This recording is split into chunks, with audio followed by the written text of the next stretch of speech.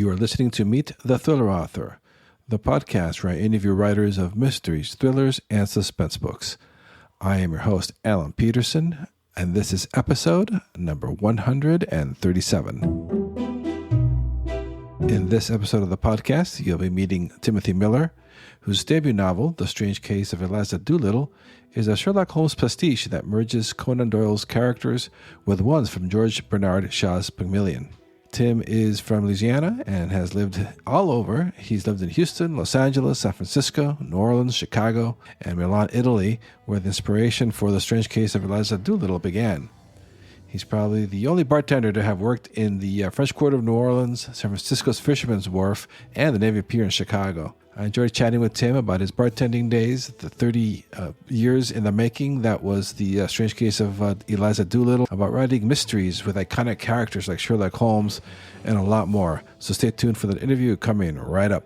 If you have a moment, though, please do go check out thrillingreads.com/links, where you'll be able to rate and review this podcast, which is the best way to help other fans of mystery and thriller books to find the podcast. From there, you can also sign up to my Thrilling Reads newsletter to be notified about discounts and deals on great books in the mystery, thriller, and crime fiction genres.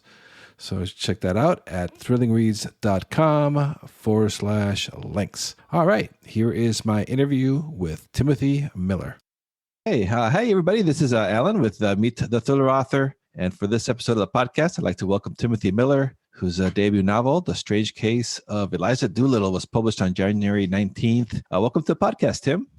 Thank you. Can you tell us a little bit about your background first, please?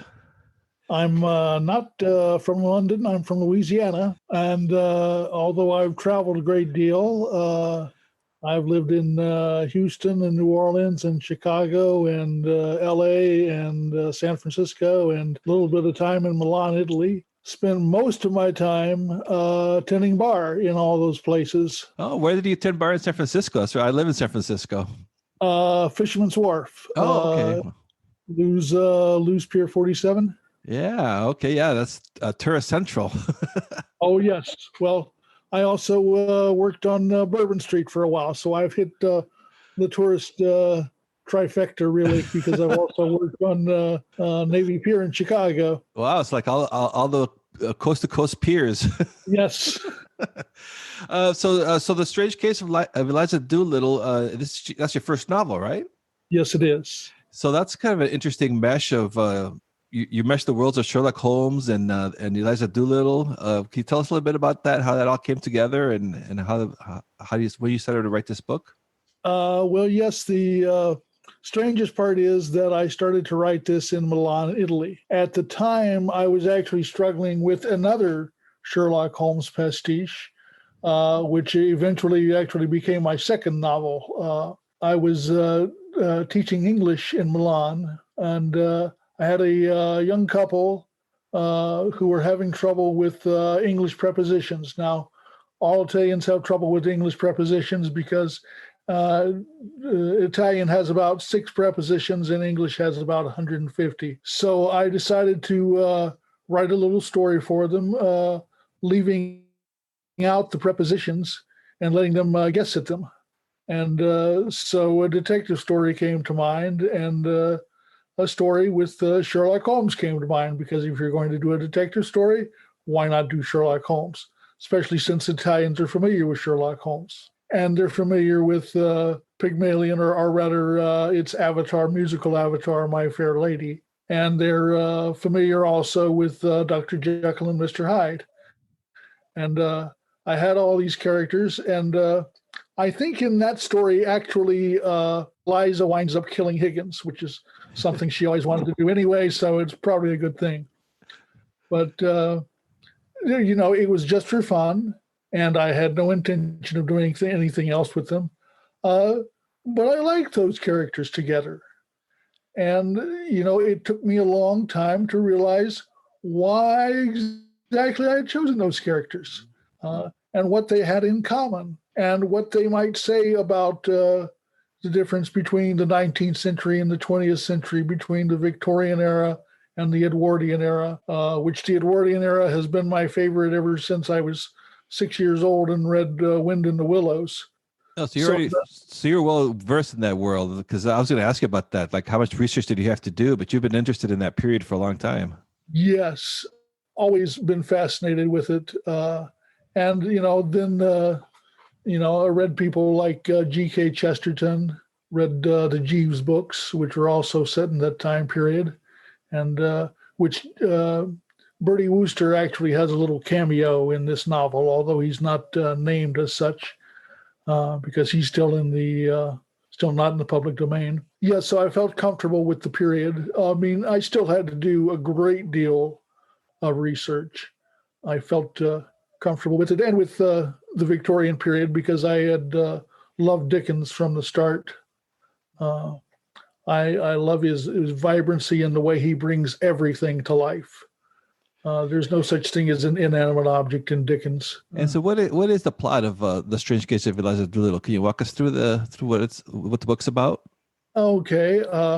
Well, if you're familiar with Pygmalion or My Fair Lady, you know that Henry Higgins has taken a girl of the streets, Eliza Doolittle, in and has bet his friend Pickering that he can change her from a girl of the streets to a princess, basically just by changing the way she speaks.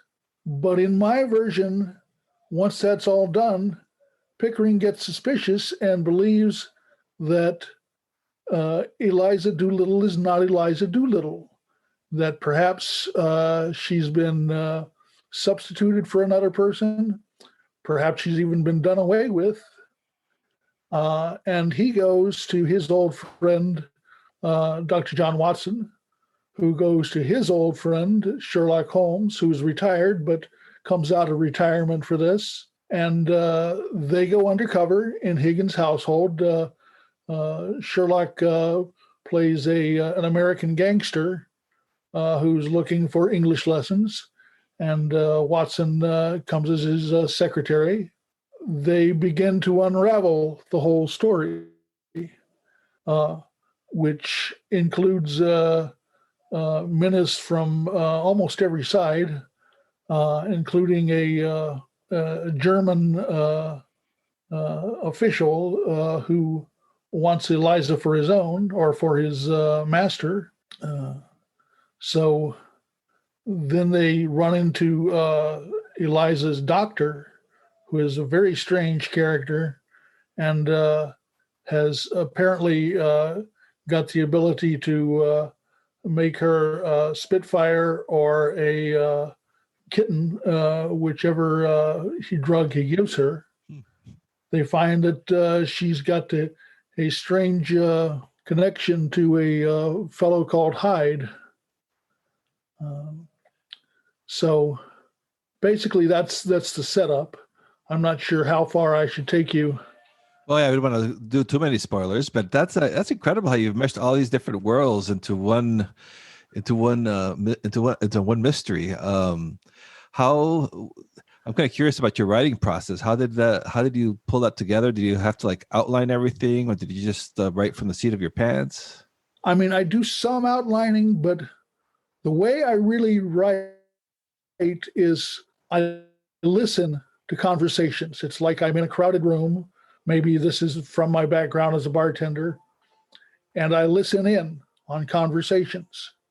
And, I only get a little bit of the conversation at first, and then I move a little closer and get a little more.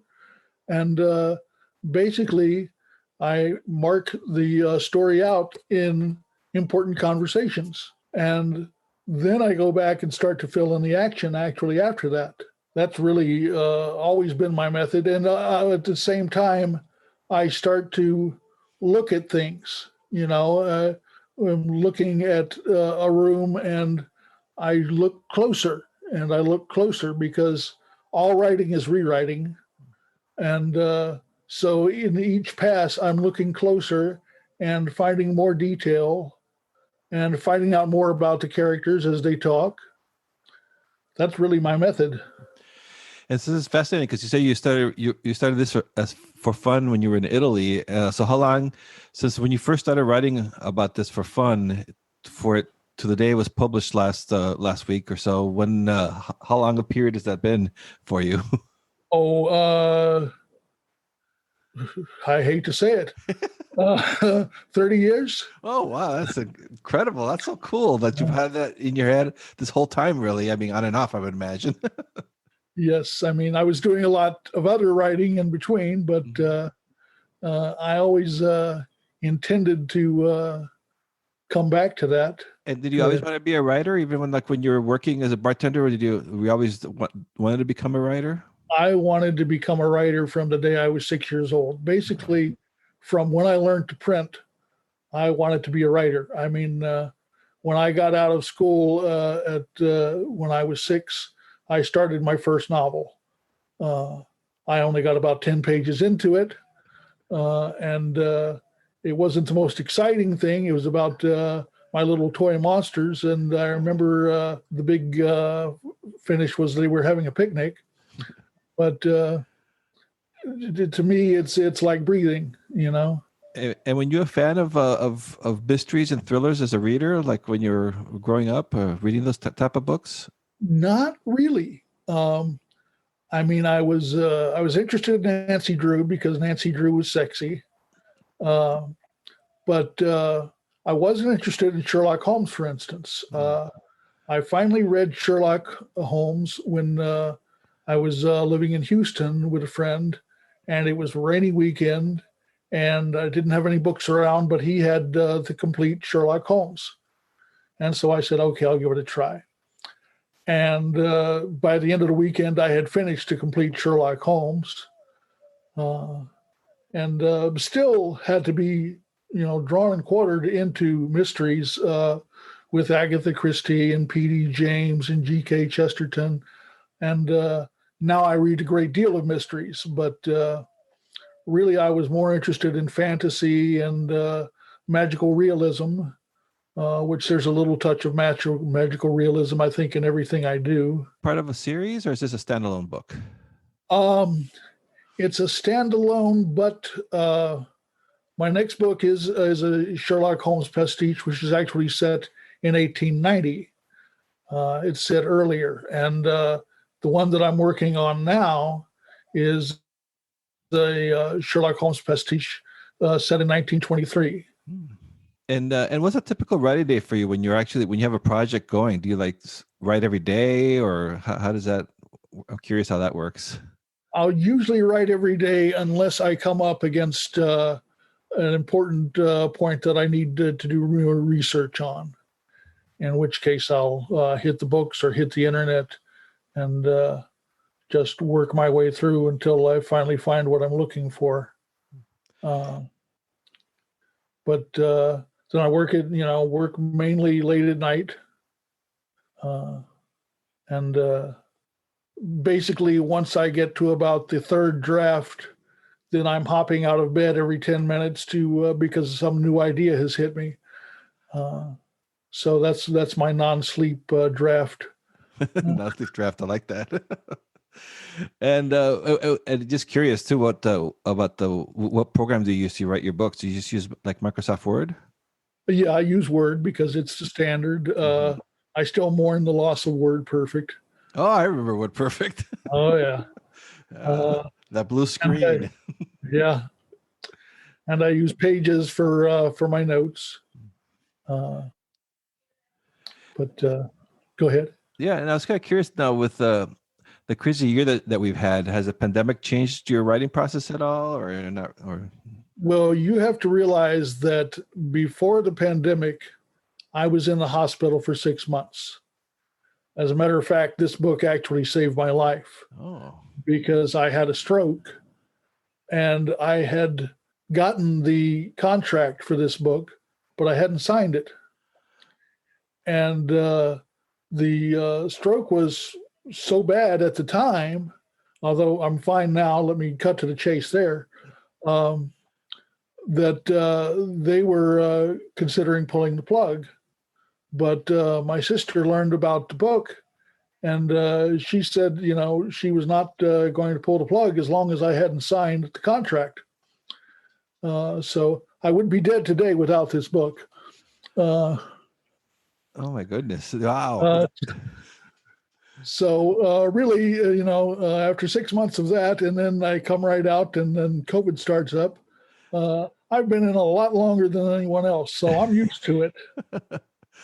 Yeah, well, I'm glad it came. I'm glad you're doing well and that you recovered. But wow, that's crazy too, and that you hadn't signed either. I can imagine you're like, "Give me that pen as soon as you can." Yes. Well, that was what my sister said. As soon as you can raise the pen, you sign this. Wow, that's kind of like I don't know, that is just so odd. You probably you're so excited you get a contract, you're going to get published, and then something terrible like that happens. But I'm glad it worked out for you. Luckily, my editor was the soul of patience. Yeah. Wow. And so, what was that process like now? So you have you say you're in the contract for the second book now, so you're writing that now. Okay. No, I've written the second book, actually. I've gotten the contract for it, but I've written it and sent it off, and haven't seen the first edits yet. But Got it. no, I'm working on the third book right now. Okay. And so do you still find time to read then? Are you still a fan of reading books? Oh, yes. I love to read. Yeah. What are you reading now? Are you kind of curious?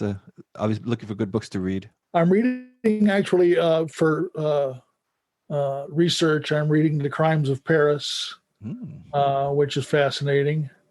Reading a book by Lindsay Fay, who I don't know if you've read any Lindsay Fay. No, I'm not familiar with her. She is a phenomenal writer, and I've read 3 of her books now, although I have avoided her books on Sherlock Holmes because I'm a sponge and I'm afraid of being affected by her books, and so I leave those aside. Yeah, that's such a fascinating. I find that those genres so fascinating because there's like a lot of Jane Austen type books, and even like those a few years ago when all the Abraham Lincoln and vampire type books, such interesting ways of meshing these different genres and iconic characters. It's kind of cool. Yes, I mean, I think it's fun. It's kind of like playing with a puzzle, writing the lyrics to a song. You've really got to fit everything together, and at the same time, you've got to fit it into the time period. I mean, there are several characters in my book that were real characters, and I had to find them.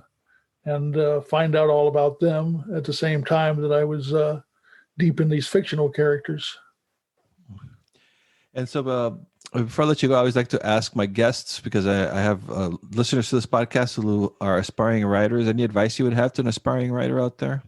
Yes, write every day. It doesn't matter what you're writing. If you can only think of your own name, write it. Write it again. Eventually you'll get bored and you'll start writing some other things. Don't worry about whether it's good or bad. You're improving a muscle. You're working a muscle just like if you were riding a bike. You do that and you will inevitably get better. And now, once you have an idea, finish the idea. Do not find yourself with 6 or 7 different unfinished ideas. Go through the whole process. Yeah, that's that's great advice, because that was for years for me too. Just like half, 10,000 words here or 8,000 words here, and I would jump to the next project and never finish anything. Yeah, I've been through that too. Yeah. And so, where can the listeners find you? Do you have a website or? I do. It's called The Strange Cases of Sherlock, and you can find me on Twitter if you really want to. The Strange Case of Eliza Doolittle is published January 19th, so it's out now. Go check that out. And I want to thank Tim for being on the podcast. That was nice talking to you. Thank you so much. I appreciate it. Thanks for listening to the Meet the Thriller Author podcast. Be sure to visit thrillerauthors.com to join the conversation, access the show notes, and discover great thrilling reads. If you enjoy the podcast, I'd love for you to subscribe, rate, and give a review to it, wherever it is that you're listening to this podcast, be it iTunes, Apple Podcasts, Google Podcasts, Stitcher, TuneIn, Spotify, wherever it is that you're listening to this right now. I would appreciate it. And please do check out my own thriller novels over at my website at alanpeterson.com. Until next time.